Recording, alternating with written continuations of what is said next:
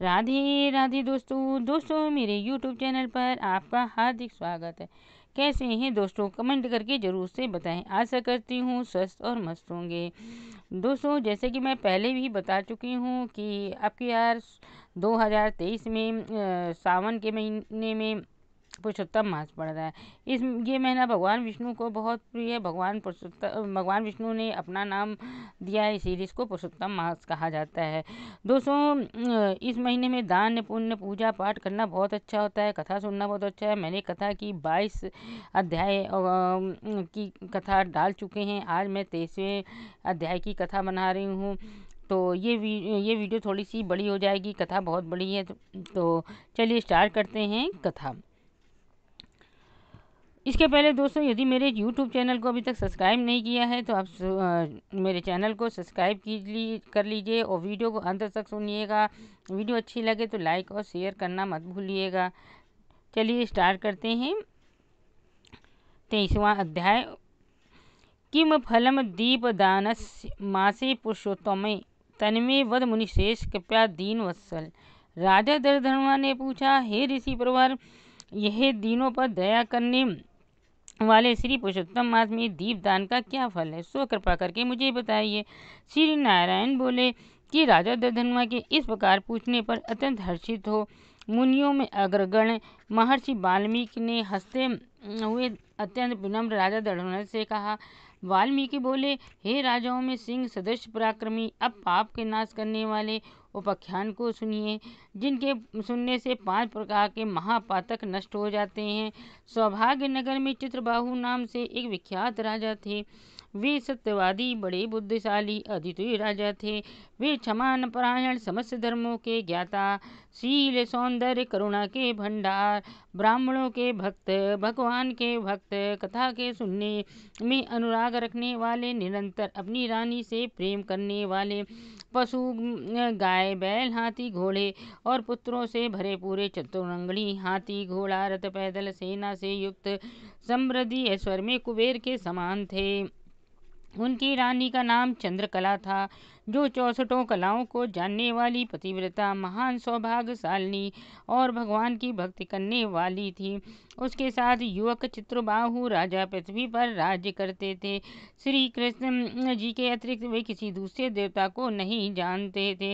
एक दिन की बात है कि महाराज चित्रबाहु ने दूर से ही आते हुए मुनिराज अगस्त्य को देखा तो पृथ्वी पर दंडवत प्रणाम करके विधिवत पूजा की और भक्ति भाव के साथ आसान प्रदान कर मुनिवर के सामने बैठ गए और विनय से नम्र से हो ऋषि पुंगों से बोले।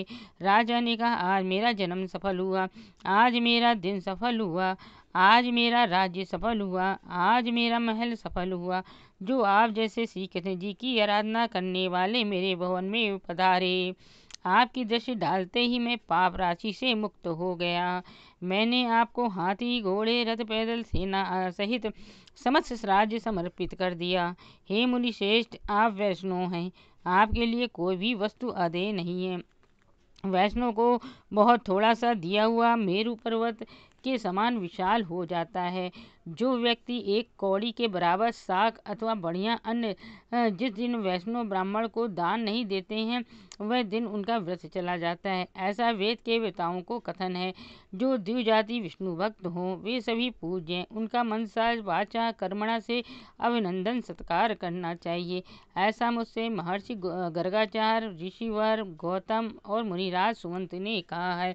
जब तक सूर्योदय नहीं होता तभी तक तारागणों की प्रभा छवि रहती है। उसी प्रकार दूसरे द्विजों की द्युति रहती है जब तक वैष्णव द्विजों का पर्दापण नहीं होता।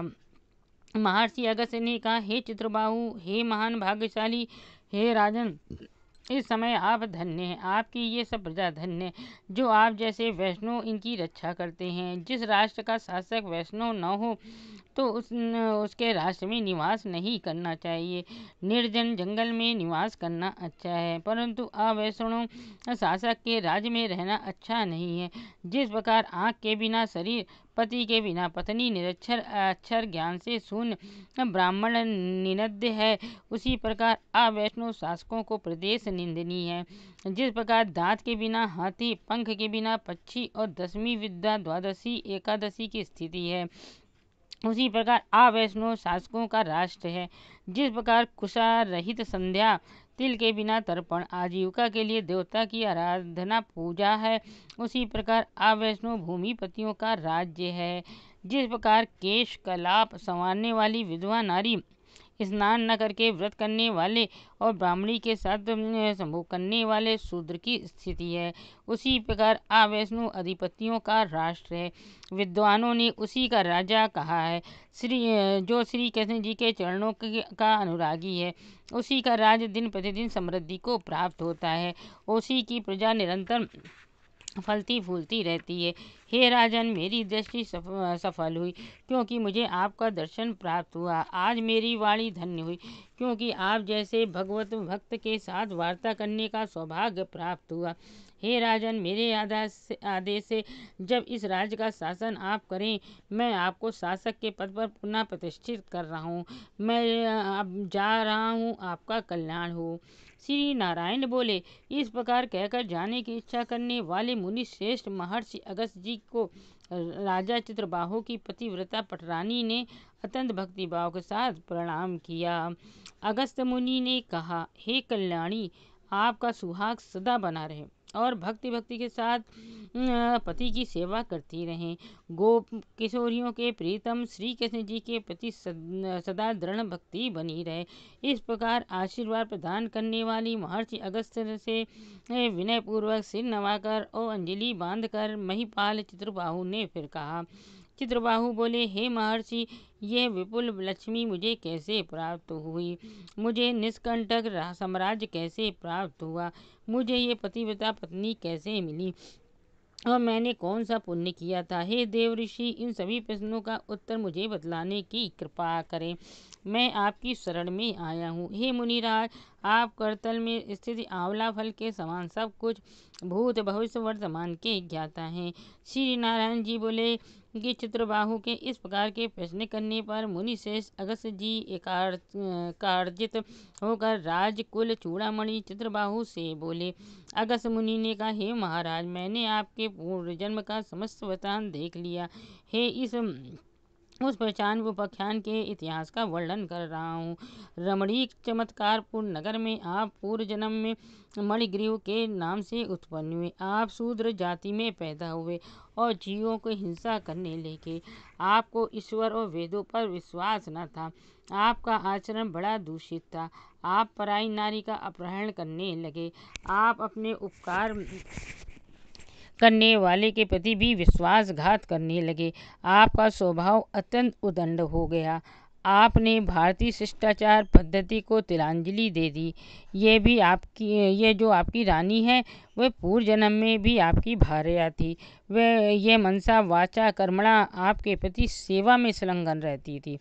इस महाभाग्यशालिनी पतिव्रता भारतीय धर्मपरायण मनस्विनी ने कभी भी आपके प्रति दुर्भावना नहीं रखी। आप के चोरी डकैती खून आदि पाप कर्मों के कारण आपकी जाति वालों और परिवार वालों ने आपको जाति बहिष्कृत कर परित्याग कर दिया। कुपति होकर शासक ने भी आपके हीरा मोती असरफी रत्नाहार आदि श्रेष्ठ धन को जब्त कर लिया। इसके अतिरिक्त जो कुछ बचा रह गया उसे आपके जाति भाइयों ने हड़प लिया।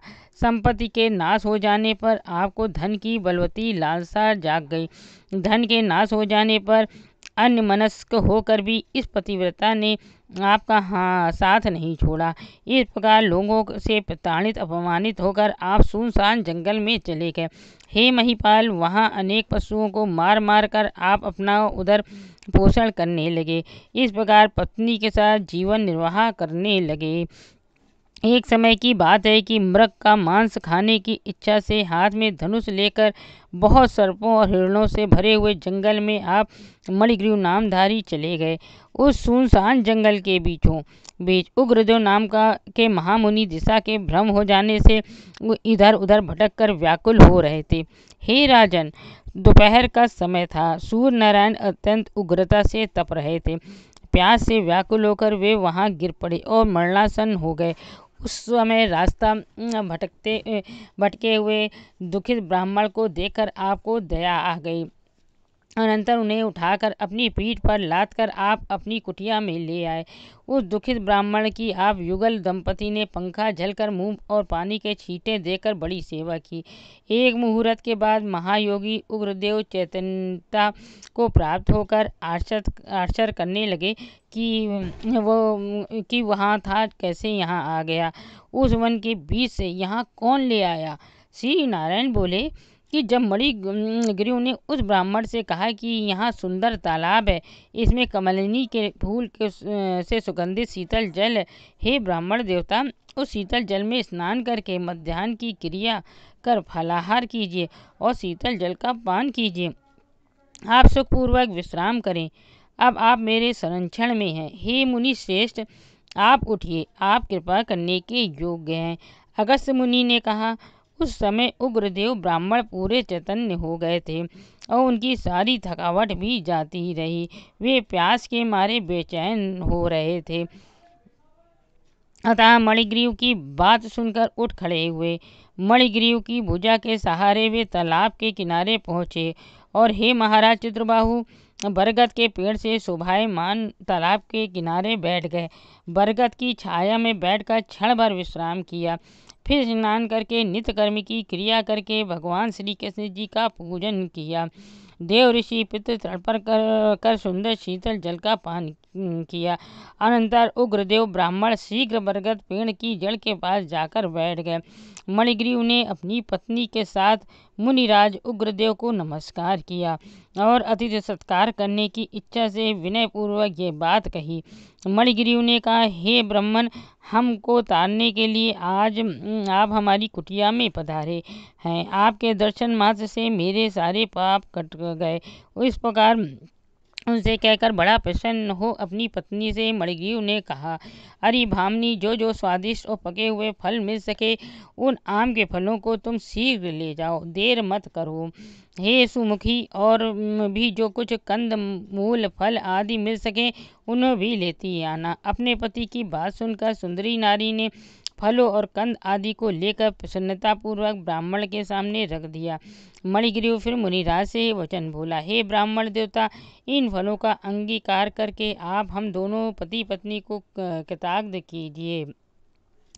उग्रदेव ने कहा, मैं तुम्हें नहीं जानता कि तुम कौन हो, सो अपना परिचय दो। विद्वान ब्राह्मण को चाहिए कि अपरिचित व्यक्ति का भोजन न करे। मणिग्रीव ने कहा, हे ब्राह्मण शिरोमणि, मैं शूद्र हूँ, मेरा नाम मणिग्रीव है। अपने लोगों से, अपनी बिरादरी वालों से, अपने भाई बंधुओं से त्यागा हुआ हूँ।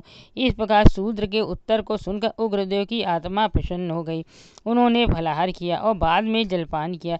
तब ब्राह्मण को बैठे हुए देखकर मणिग्रीव ने उग्रदेव के पैरों को अपनी गोद में रखकर बार बार दबाते हुए फिर ये बात पूछी। मणिग्रीव ने कहा, हे मुनिश्रेष्ठ, आपको कहाँ जाना है? इस सुनसान जल रहित हिंसक पशुओं से भरे हुए भयानक जंगल में कहाँ से आ गए? उग्रदेव ने उत्तर दिया, हे बड़भागी, मैं ब्राह्मण हूँ, प्रयाग जाने का विचार है। इस समय रास्ता न जानने के कारण इस भयंकर वन में भटक कर चला आया। इस जगह थकावट प्यास की बेचैनी के कारण क्षण भर में ही मरणासन हो गया था। तब तुमने मुझे जीवन दान दिया, अब बोलो मैं तुम्हें क्या दूं? हे मणिग्रीव, ऐसा कौन सा दुख आ पड़ा कि तुम युगल दंपति ने जंगल का आश्रय लिया? उस दुख को मुझसे कहो, मैं उसे क्लेश को दूर कर दूंगा। इत्योपदेयो वचनम ललितम निस्मय पत्न्या समक्ष मनुनी मुनीश्वरम तम दारिद्र सागरतिथि सरसो स्वकीयम वृत्तांत महा निज कर्म विपाकमुग्रम।